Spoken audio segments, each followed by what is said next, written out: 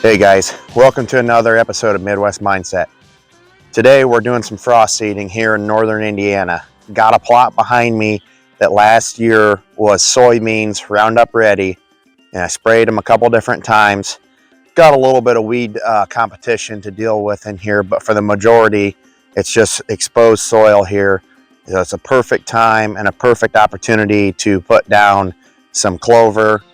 We've got some more snow and rain mix coming into the end of March. Wouldn't have minded getting this done about a month ago, but just didn't happen to work out with my schedule. But it's not too late. We got plenty of cold days to come still, and still got a frost and freeze effect where this little seeds can get down into this soft soil and can still make for a great seed bed. I just want to show you guys how small these seeds are and how easy it is for them to get pressed into the soil this time of year and to get enough exposure but yet enough cover over the top of them for great germination. I wanted to also kind of just show you guys, I'm going to put a picture of the insert of the type of seed that's in this frost seed mix here from Double Time Innovations. They're actually a local company out of northern Indiana, and I'm really excited to be planting some of their stuff again.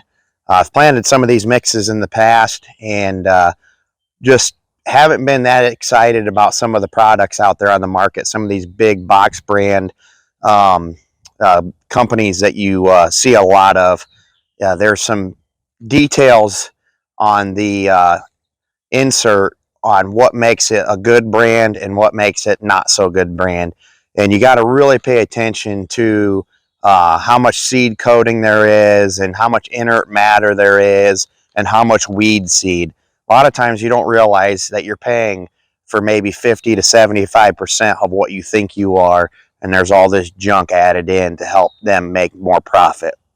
So I'm really excited to be able to plant some good quality seed here from a guy that's local also. So I'll bring you guys along on this and show you a little bit of the planting that we're going to do today. I don't anticipate having to use any herbicides. If I do, we will address that later on. I'm planning on planting it thick enough that a few mowings and this clover will be able to shade out and outcompete the competition once it gets established.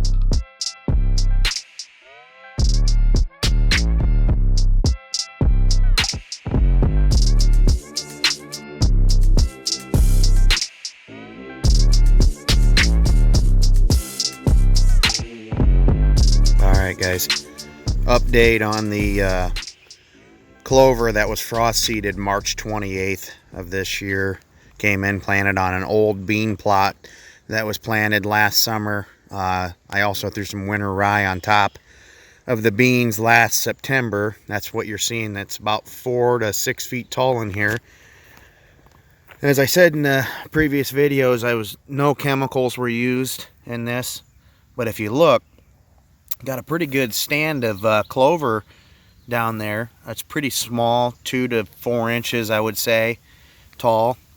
But I'm pretty happy with how much germinated and how much is growing. It has been a very dry summer here in northern Indiana, southern Michigan.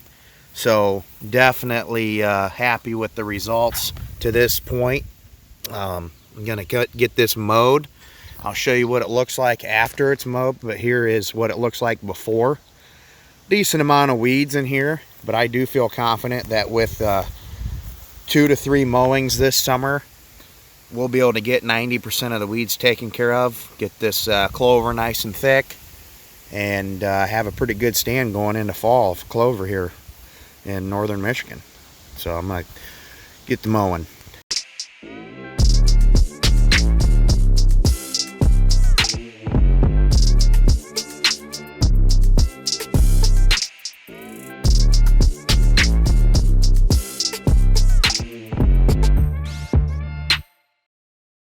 All right, so here we are post mowing.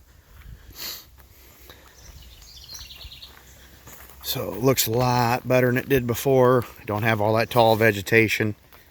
Another nice thing about having Roundup Ready soybeans in here last year was that this ground was pretty exposed to soil, and because of that, that made it possible being able to come in here and do that frost seeding at the end of March. Like I said before, it has been really dry here in southern Michigan, northern Indiana area. But overall, I am pretty happy with how this clover is looking. It's pretty thick. Some spots a little thicker than others, but overall, it's pretty thick. And we just got a good rain yesterday. Hopefully, be getting some more rain here in the next week. They're calling for a couple more days of rain. So 3-4 weeks, I should be able to make it back out here, get this mowed again. If we've got a rain that looks like we're going to have in the forecast around that time, I will most likely bring out somewhere around a triple 12, maybe a triple 13, preferably a triple 19 to fertilize this with, just to kind of help give the clover a little boost. I think today's mowing will give it a little boost on being able to outcompete the weeds and at least help it. But I definitely think if I can get another mowing on here and spraying, or not spraying, but a fertilizing, that'll really help. All right, guys, as you've seen in this previous videos, got in here today, June 11th, got this clover plot mowed, showed you a little bit of how it's looking. Came in here March 28th, frost seeded this clover into an existing plot from last fall of Roundup Ready soybeans. Got pretty good germination, got pretty good growth, not as tall as I had thought it would be, and probably not as tall as it typically would have been if we had good spring rains the last 6 weeks, which we have not had very many good rains at all. So I still am very hopeful this is going to turn out good. I think maybe 2 more mowings this summer, hopefully at least 1 fertilizing, and that it should be popped and ready to go for early October. Just a couple things I want to bring to you guys and talk to you guys about clover plantings. You don't have to frost seed clover. You can plant in the spring after you've tilled the soil a few different times, maybe use some herbicides. You can plant going into the fall. I've planted a lot of times in August. Plant that first 2 weeks of August. By October 1st, you got a decent clover plot. I like to mix that in with something else, maybe winter rye, maybe oats, heck, even brassicas. If you do so, then that very next spring, you'll have really good established clover. So there's not just one way to do clover plantings. There's multiple ways. You can use herbicides. You can do the method of tilling multiple times and then coming in. You can frost seed an area that's been under control from the weeds the year before. There's lots of different ways you can do this. You kind of have to just do what works best for you and your time scenario and what you have to deal with and what kind of property you have to work with, etc. But yeah, just wanted to bring that to you guys. One thing you guys really need to think about with this clover is sometimes it's worth planting clover in the spring, frost seeding like I did, because I may or may not till this under in early August and then plant a more fall oriented crop with maybe some late beans, some Australian winter peas, some brassicas, with some winter rye over the top later on in September. The reason, you know, I would do something like that is clover put a lot of nutrients back into your soil. It's not a plant that takes away a lot of nutrients from the soil. It actually returns a lot of nitrogen to the soil, and when you till that under and then come back in over the top with another annual fall planting, it can help boost the nitrogen levels in the soil. So that's something to think about. I'm not really sure what I'm going to do here. A lot of it is going to depend on how good the clover grows throughout the summer and how much rains we get. So far, not looking good on the rains this summer, but we will bring that to you whichever way we decide.